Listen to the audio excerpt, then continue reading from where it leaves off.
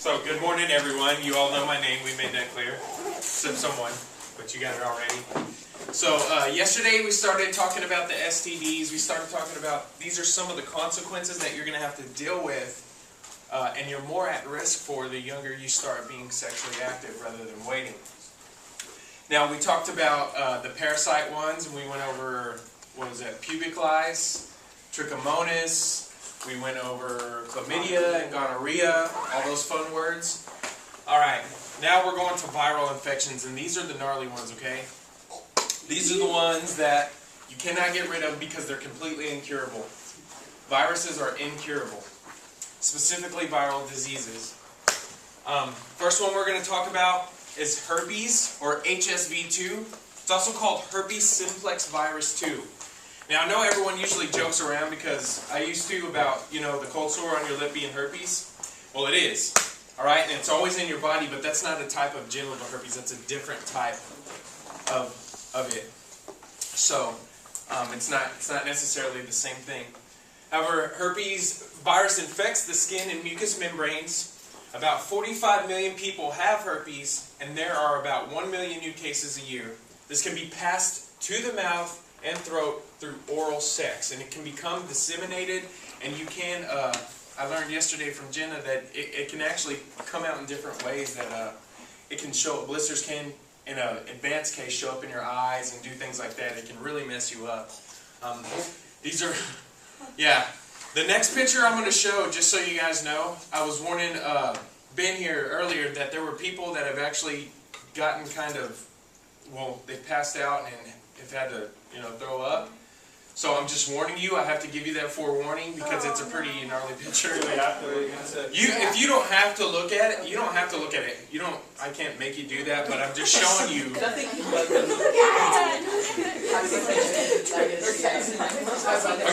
Okay. Hold on. All right. So I'm just giving you that warning, and then we'll go on there because I think we're time sensitive. That's a picture of a first outbreak. If you can make What is that? That is a penis. And What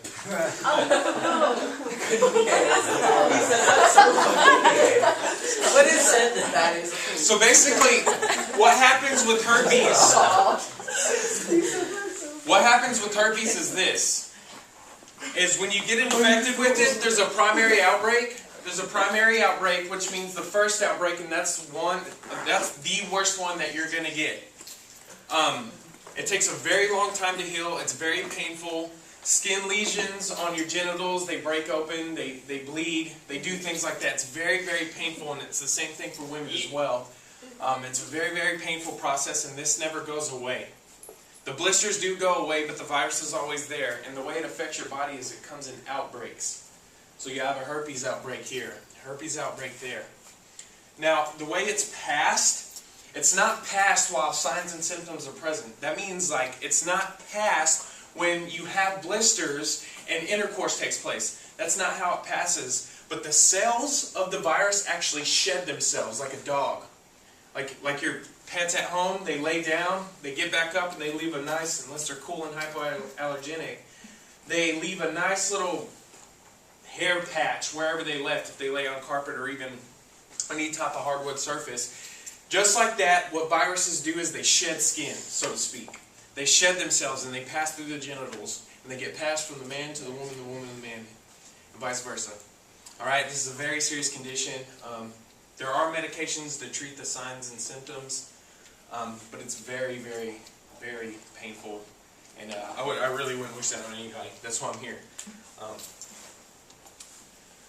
HSV2, there is no cure for herpes. 1 in 5 Americans over the age of 12 are infected. Notice how I'm putting emphasis on this one. Hint, hint. So 1 in 5 Americans are over the age of 12 are infected. Alright?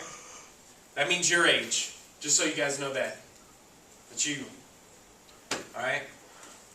Can infect your partner even when you don't have sores. Alright, I just explained that. The person often does not know they are infected. So what that means is you can pass it without having that primary outbreak happen. Alright? A lot of these viruses have been known to stay dormant for a while. You may not have an outbreak and still be passing it and sharing it. And and giving it to your partner or partners. Alright? These are very serious medical conditions, and it's all due to our sexual decision making. The next one. This is HPV. I'll tell you my story a little bit later. It's the human papillomavirus. Alright? This is one of the most common STDs that we have out there, if not the most common, okay? It's a virus that infects the skin and mucous membranes. There are about 40 different types of genital HPV, and the second most common infection. Alright, this is the second most common infection. There are about 6 million people infected each year. They actually do give vaccines for this. It's called Gardasil. Remember that, Gardasil. Okay? We only have the vaccinations for 4 of them, but luckily it's the one that causes genital warts and cervical cancer. Now this does produce genital warts, just so you know that, and I'm about to show a picture of that, okay? So you can see what that looks like. Because these viruses aren't simple things. Just like I was telling you about like chlamydia and gonorrhea and those type of things. See, when people usually think about an STD, it's like, okay, well, I hope it's curable. If it's curable, I'm just going to go get a shot and then just take care of it. Well, number one, if it's stuff like chlamydia and gonorrhea, that's not necessarily the truth, because they're called silent diseases most of the time because there's no signs and symptoms. And they do irreversible damage in your body. And while you may get rid of it, in the case of gonorrhea and chlamydia, that's still done permanent damage to your body. And the same thing with this, it's what it does to your body that affects you. Okay? And one of them is it causes genital warts, and I'm about to show you a picture of that. Oh. Well, hold on a minute. Sorry about this. I think the slide got in. Nope, hey, it just got taken off. Sorry about that. Maybe that's a sign. Yeah, maybe it is. You're not missing out on anything. But when someone's infected with genital warts, the usual treatment for it is they have to freeze them or cut them off or both. It's a very, very painful process. Yeah, exactly. I'm glad you feel the same way. Alright, HPV. Spreads with skin-to-skin contact. Okay? Vaccine is now available for females and males. Includes 4 strains of HPV in vaccine. And HPV is the #1 cause of cervical cancer. 99% of all cervical cancer is from HPV. And about 5,000 women die each year, and many don't show signs or symptoms. I was affected by this disease. I wasn't infected, but I was affected by this disease in my family, and I'll tell you a little bit about that later. But many don't show signs or symptoms. So think about that. Remember when we did, oh, of course you remember, it was yesterday. Remember all the way back when, yesterday, many moons ago, okay? When we had the cup sex, and I told you, remember I gave you instructions, I laid everything out for you, but I also told you 2 are infected. Now, can anybody be honest, did you think, was you holding out for hope that you weren't going to get infected? No. The whole time? I was. I didn't want to get infected. You didn't want to, right? No. But whatever was going through your mind, you kind of weighed the cost. You were like, oh, okay, well, I know 2 are infected, but I don't know which ones. And that's what these sexual decision-makings are. Decision-makings. That's what they are. Is you don't know what you're getting yourself into. Because number 1, people do lie because of shame. And then number 2, people don't know that they have these diseases. And you may not know that you have these diseases. Just like that clear cup. You don't know. You just don't know. You don't know what's out there. You don't know where your partner has been or your soon-to-be partner. You don't know what they've been doing. You don't know if they're telling you the truth. You don't know if it's your second or third or so on. You don't know if you've been passing these things on to other people. That's the things we got to start considering and talking about. You got to think about these consequences that are going to happen. I really want you to think about these things. And this is a very serious one. Like I said, it's the second most common reported one. All right? It's huge. So much so they created a vaccine for it. All right? Once again, Gardasil. It's important. And Gardasil's name of What's that? Gardasil's name of the vaccine. Yeah, Gardasil's the name of the main one. Yeah. All right, HIV and AIDS. Raise your hand if you've ever heard of HIV or AIDS. Cool. Just so quick. Before I told you, have you ever heard of trichomonas? No. No. Okay.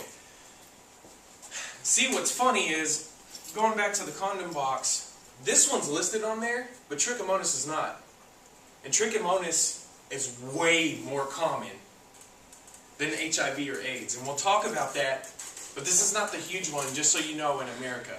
We are at risk for it here because it is in the United States, but it's not the huge one. It's not the chlamydia or the trichomonas, like I told you, or the HPV. Those aren't the ones that we're particularly worried about. Yeah. Is this the one that's the worst like, out of all those? Like which one is Worst the symptoms, worst yeah. symptoms? Is that why this one's on there because it's the worst for to get, like symptoms wise? You know, it really depends. Because if you get certain diseases, to where it progresses enough, it can be really painful and really frightening and life-threatening, just like this one. So it's a necessary. This one destroys your immune system faster. So at that, yeah, it's one you really want to be. You know, well, of course you want to avoid them altogether. So, Yeah. but either way, how you gonna know? That's the point. It's not that one is more and one is less, so don't try to get this one because there's no way you can really tell, you know? It's not like picking a college or anything like that, picking out a new pair of shoes, you know? It does affect the body, but I'll talk about it a little bit. It's a virus that invades, once again, the immune system and destroys it over time. It reduces your ability to fight off infections and cancer, and it can be fatal. Oftentimes, if you ever heard the expression, oh, he died of AIDS or she died of AIDS or anything like that, typically it's not that that person died of AIDS, but since AIDS destroys the immune system, they'll get pneumonia and die from it because their body can't fight it off.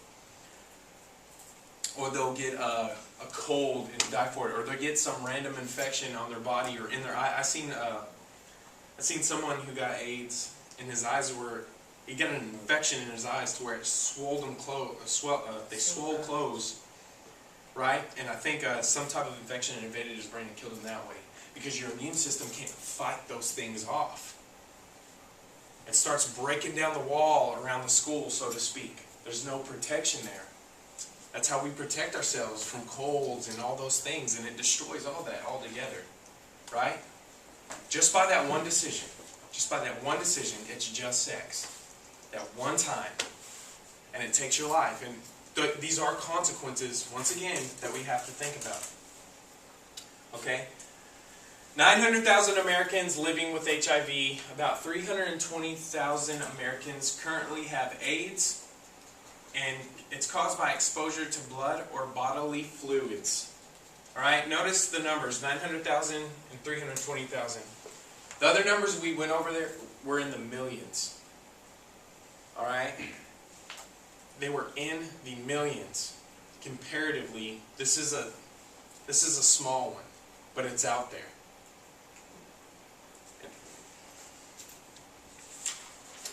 Alright? It's treated with an intense regimen of medication. It's expensive and can often have considerable side effects. So what this means, I think people with HIV or AIDS take up to 18 medications a day. That's a lot of medications a day, and it's a very strict regimen that you have to take. So, you know, like if you ever got medicine for a cold, or I got bit by a rattlesnake a while back, and they give you antibiotics when you leave. So I would skip taking some antibiotics, and I'd be like, oh, I just double up later. And that's usually how we think, right? Well, when you're taking these medications, you can't do that. It has to be very strict, just by the doctor's orders, and you can't double up later, because like I said earlier, viruses transform and change, so that antibiotics can become ineffective when you take them. So this is the rest of your life. 18 medications a day, and the cost is about $2,000 to $4,000 a month on average. Okay, that's a mortgage. That's a really good mortgage. All right, for the rest of your life. That's going to affect you for the rest of your life. There's no getting rid of that. And condoms only protect up to 85% from HIV. Once again, notice my emphasis. Condoms only protect up to 85% from HIV.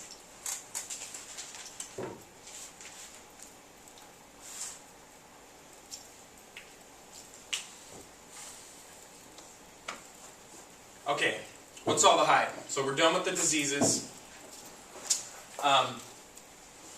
57% of high school students say they are not having sex. So that's almost 60%. 57% of high school students are not having sex. Of those who have had sex, 67% said they wish they had waited. Why do I point this out? The reason we talk about this and want to speak on this statistic, 57% of high school students are not actually having sex, because I'm guaranteeing every single one of you in here, you think all your friends are having sex. Because they're all telling you that. For the most part. You know, because I don't want to put that on anybody, but, you know, there's still that other 40%. But, for most of the people that you're around, specifically in high school, everyone's having sex apparently. Everyone is. Alright? And just like I said, I don't know if I told you this, but things influence our decisions and we don't know it. They really do influence our decisions. Now, if you don't agree with me, I would really like you guys to look at everyone's shoes in here and see how many common shoes there are found in here, brands. Alright, I see Chuck Taylors right there, I see Vans right there, I see Vans right there, I see Vans right there. Those Vans? Yeah. Vans, right on the money. Alright, got some loafers. Oh, got some flats right there, got some more Vans. Got more Vans, okay. Now, let me ask you, who told you to buy those shoes? Myself. Yourself. But why that brand? I like Because they're cheap. Okay. Well, I don't know about that, man. No. Yeah. Vans are not. They make good fitting. I'll get shoes for Okay. $20. But, Oh, Well, my that's Vans for were- you. well, burn, okay. I want all you do. Alright, refer to me that. But understand, I point that out. I point that out to let you go. None of you sat down and went, oh man, all my friends wear Vans. I see everybody else wear them. They're really cool right now. Let me look through my pros and cons list. Yeah, I'm going to get Vans. None of you went through that. But what did happen is there was a social influence on you to tell you what's acceptable. And when it comes to shoes, rock some Vans. That's completely fine. I mean, I got Chuck Taylors, but a lot of people wear Chuck Taylors. I see another pair in here. Another pair back there. And I understand that. But when it comes to these things, the same thing happens in high school. Everyone's having sex, so there's no decision making about it whatsoever. It's just a matter of, like I said before, it's just a matter of when, not if. But you don't get the same effects by your sexual decision making that you do from a pair of shoes. You buy a pair of shoes, or your feet get protected. Alright?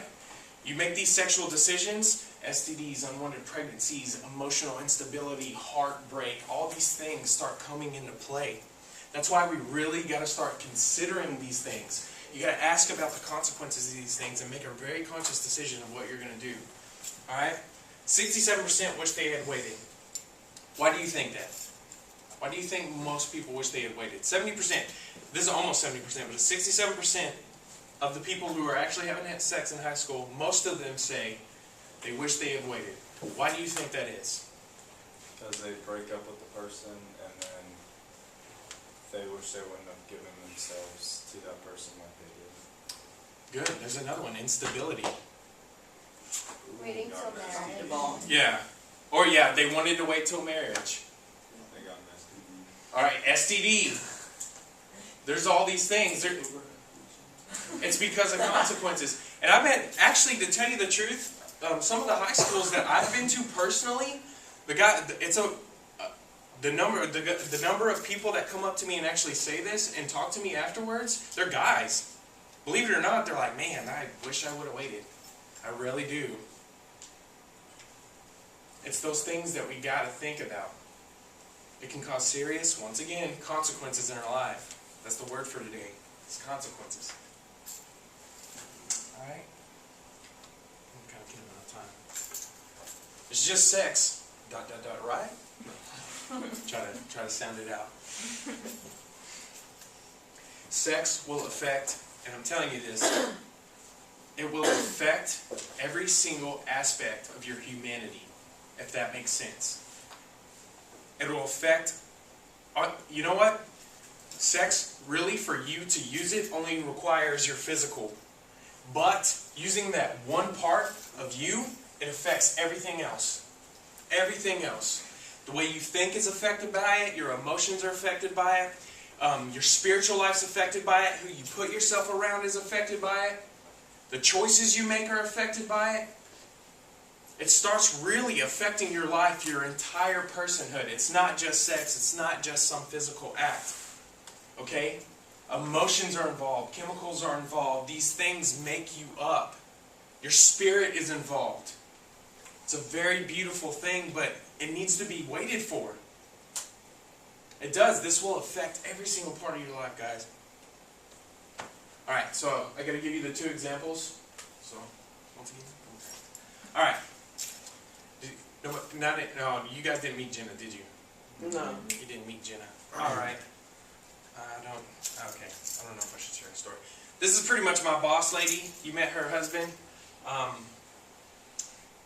don't know. Can I share a story? I don't know how she shares it. Was she the one that walked in yesterday after our class with the Yes. Yeah, she's the awesomeness. This is the awesome family. This is her and her family. She got Oh pregnant. my gosh. Yeah. Well, She's the one that got pregnant in high school, right? I met her. Okay. yeah. She said she's a friend. Oh, gotcha. Okay. So basically, Jenna You're like, no. and Rob, No. there's some good friends of mine. And Jenna, when she was in high school, had gotten pregnant with this big dude right here. He goes to Grand Canyon College in Arizona now. Got pregnant with him. All right. And over the course of that time, things got rough. All right. She was pretty much left alone with this kid and raised him. Over a period of time, she had had another kid in a marriage, and because of just other certain things, he decided to leave. But years later, she got married to this guy. I'm probably not telling it with the coolness that she tells it because it's not my story. But years later, she got married to this guy who was his dad. So if that makes sense? She remarried after, like, Yeah. Hold up. Okay, check Wait, this I'm out. so confused. Okay, yeah. Okay, Jenna- Thank you. Jenna was in high school. She had aspirations to go to college. Yeah. She had a full ride to a scholarship to college. But she got pregnant in high school, and she decided to keep the baby. The guy in the red shirt was the guy that got her pregnant in high school. And he said, "See you later, bye. I don't want anything to do with this kid." He took off. She was left, couldn't go to college. She was left raising her son, which is the tall guy, all by herself, living with her mom, and working. And that became her life. Then she met this other guy, they got married. He didn't turn out to be such a good guy. She was kind of like, didn't have a good relationship. Didn't start out well with guys in the first place, right? Because she had a baby and the guy left her. So she got into an unhealthy marriage and had the kid in the blue shirt. Nathaniel. He left her just recently, a couple years ago.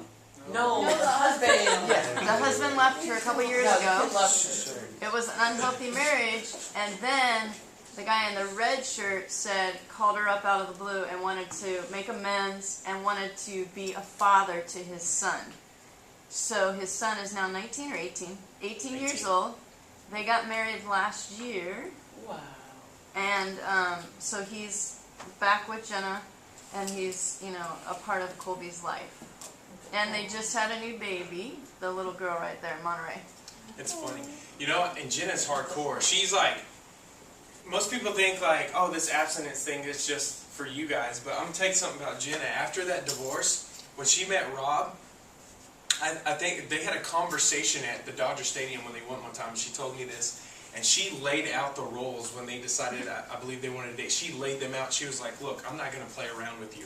She was just like, we're not going to be doing anything before marriage. We're not going to do this before marriage. We're not doing anything before marriage. I will not waste my time with you. If you are not serious about this, yada, yada, yada. I mean, she just laid it out on him. And him being the good man that he is now, was just like, absolutely, you're worth it. Absolutely, and he did. Was that the guy that was sitting back? Yeah, that's so Rob. he changed. Wow. So he was the guy that got her pregnant in high Right, and school and then left, but then came back. Came back, Exactly. and then she said, no, we're gonna do it right this time. That never happens either. Like almost never. It's a really cool story.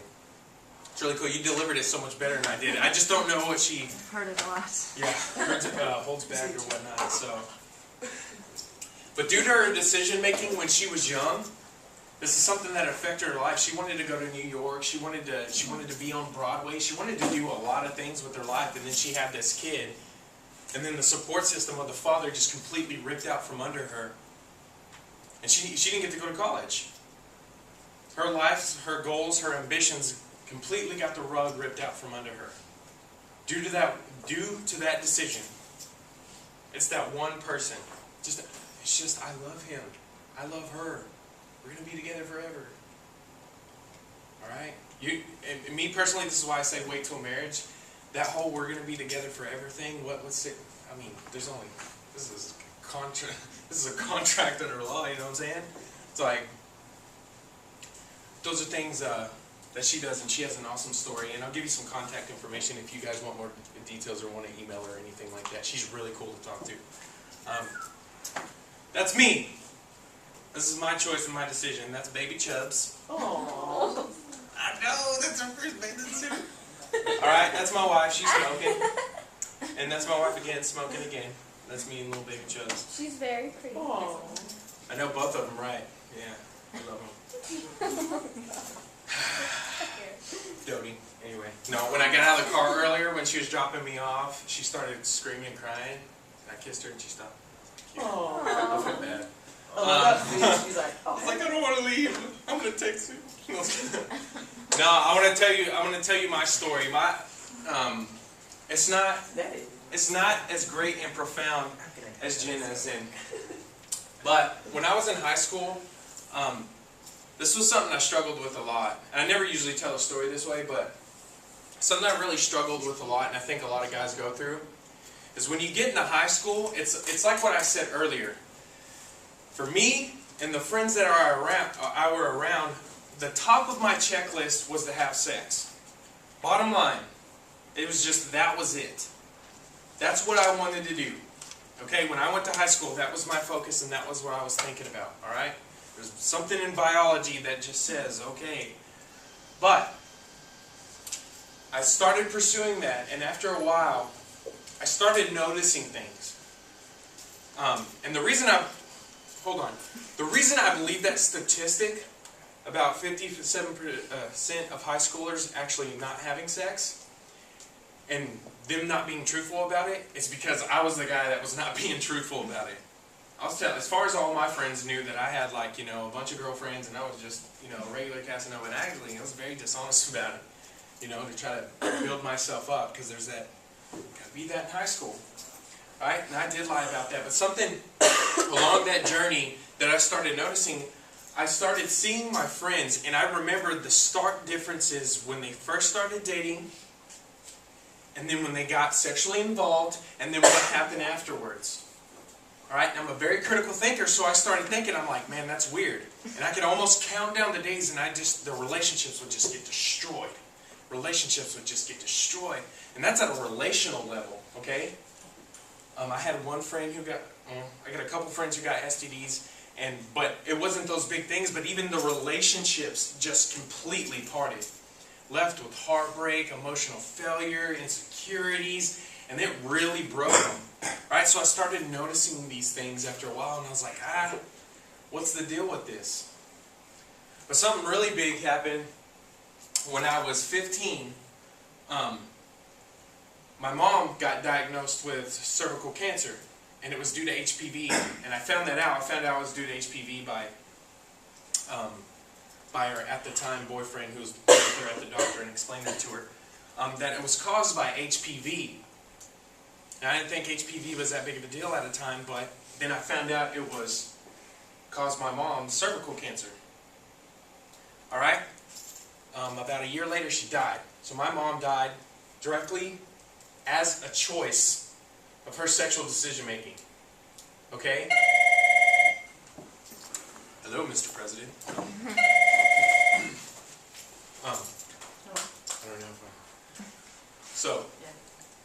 15. Oh, I get to leave early, lucky. All right. So at 15, I'm starting to notice these things, and I'm starting to see my mom be affected by that. And I start putting together dots. And I remember I had this health teacher, Miss Wise, and she was the coolest health teacher ever. This is just the irony that I'm speaking in health teachers. But yeah, okay, never mind. You're way cooler. You're up here. She was kind of mean sometimes. No.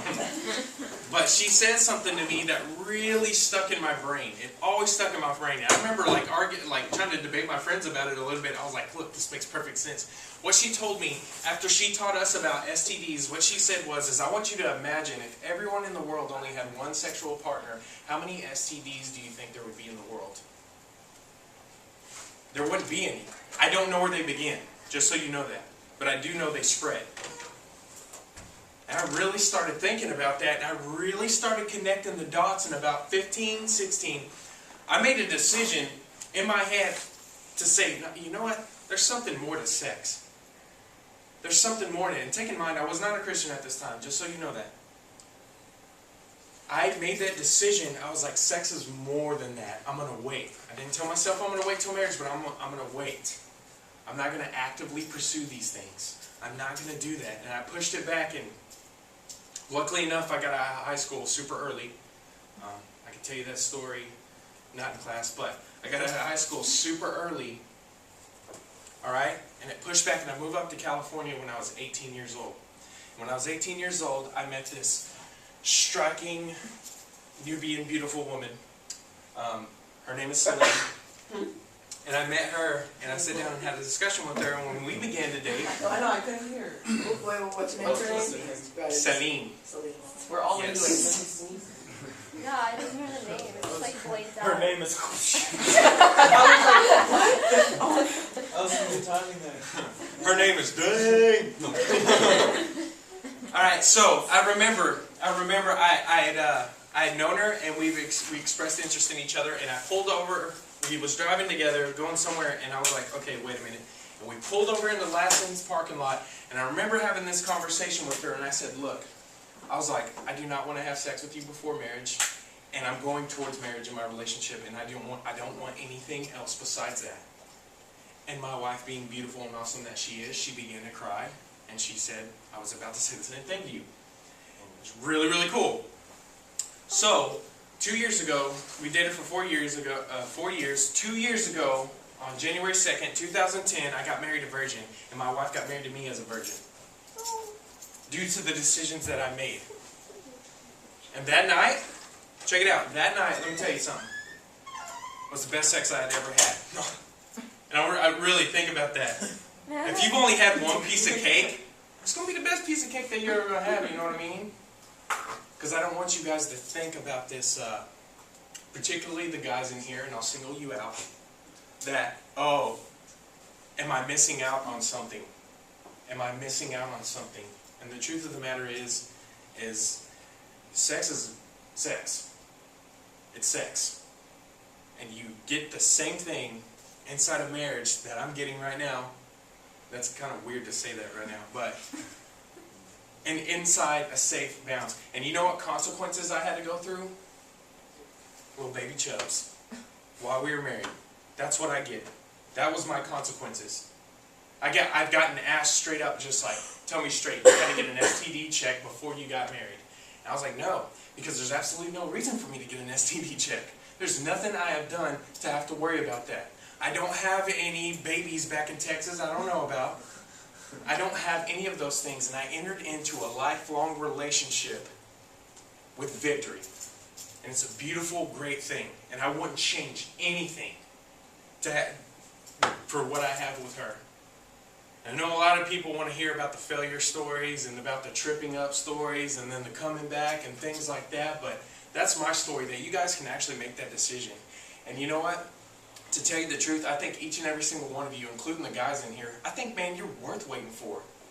I don't think any girl can tell you that we should just do it now because I love you. I don't think any guy could tell you, really, and says he loves you and just be like, because I love you, let's just do this, because I don't think that's truly love, personally. And I'll be honest with you guys, because I can. But I think you guys are worth waiting for, man. I think you guys are more than sexual objects. I think you're people, and I think you're awesome, and I think you guys can do great things in your life. But I think these decisions, specifically this decision, can really affect your life. And that's why so many people that are older than you tell you, wait, wait, wait, wait. Alright? Because no one's going to go to a football game, have a great time, and be like, oh, you need to wait. No one's going to tell you that. But people have suffered their decisions over and over again. Alright? Do not reject knowledge. Hosea 4:6, remember that. My people were destroyed for a lack of knowledge. Don't do that. Okay? So, anyway, finished 5 minutes early. Do you guys have any questions for me? You can ask me personal questions, whatever kind of questions that you want. Hey, what up? Why'd you get out of high school early? Alright. It's cool. No, I actually told it in this class, in the Bible class you guys. I got to high school early. Well, I wasn't a great kid to begin with. I mean, I didn't do anything crazy, but I got sent to the office like a bunch, like daily, multiple times. And there was a year I picked out. It was kind of when I was trying to make those good decisions, but I still kind of had an attitude problem. And the Pledge of Allegiance was on, and I was booking it to class, and I couldn't be late anymore. I was like, no, forget the Pledge of Allegiance, I'm just going to go. I was booking it to biology, and then all of a sudden, this huge gym teacher steps in front of me and just goes, boom, right there in my chest to stop me. He's like, go run in the halls, and you're going to stop for the Pledge of Allegiance. Well, me and my pride and zeal to be in school, I crossed some words with him. So, and did some things I really regret. Like I made threats and stuff like that. And I got sent to the office, and principal said, Jessie, you are no longer welcome here. So I got kicked out of high school. Yeah. When did you become a Christian? I became a Christian. I would say I became a legit Christian when I was 18. Like, how did you do it? Like, was there anything that influenced you, or what? Like, how did you do it? How did I become a Or Christian? why? Yeah. I became a Christian, Jesus. My testimony's kind of in a nutshell. I grew up, I had a really crazy childhood. I got 3 minutes to tell this. I had a really crazy childhood. Like I said, my mom made a lot of bad sexual decision making. I mean, she left my dad when I was 4 for a woman. Then she went back and forth and just had a lot of sexual partners, a lot of them. I grew up in that type of household, a lot of drug addiction, a lot of things like that, a lot of brokenness. And then I was a broken kid, hence the attitude in trying to fight a gym coach. And then when I was, my brother became a Christian when I was 15, right after my mom died. He completely Christian. He was like, I'm done with the drugs, the alcohol, the everything. Completely Christian. I followed his footsteps up to a certain point. I got arrested when I was 17. I spent 2 months in county jail. I began to read the Bible in there, and the Lord started speaking to me in there. And then from that point on, it got a little bit worse after that, but I decided there was one night that I was just really broken about sin and who I was as a person, and I cried out, and it's cool I can share this in a Christian school. I cried out and I was like, Jesus, you're Lord, you're God, you got to do something. I'm going to die here in Texas if you don't take me out. Just get me out of here. I can't be here. I want to live for you. I'm sold out. The next day, my brother called me, and I began talking to him and experiencing the way I was feeling, because it was just this deep brokenness. I was like, I don't know what's going on, man. And before I got a word out, he was just like, oh, hey, just so you know, we're on the internet right now to buy you a plane ticket to move up to California. So at that instant, I was like, done. You know what I mean? Yeah, I'm coming. And then I got plugged into a church, and I think the Gospels explained to me that Jesus died for me at that point. So I believe I got saved around 18, and He just took me out of a lot of brokenness. Yeah. So, but it's redeemed all. I got my cert for high school and everything like that, so I'm not complete though. So, yeah. So. But either way. What's your daughter's name? My daughter's name is Georgia. Georgia Rose. That's my baby girl. Yep. And that's Celine. I met her in church. People usually ask that. She stalked me for a couple months. you know, because of this. I don't know if that's Can I bring her? Yeah, you can do your backpack. Like, oh, do you? Wait, no, you can go. Let's Just sit here. Just to sit No, here. because we want to Do get that nothing. seat out there. Do we bring our stuff? No. Yeah, bring your stuff. Because someone said we're not doing homework period. Is that true? It's the morning one. I guess you can turn those surveys into me on You got a break. Thursday. Okay.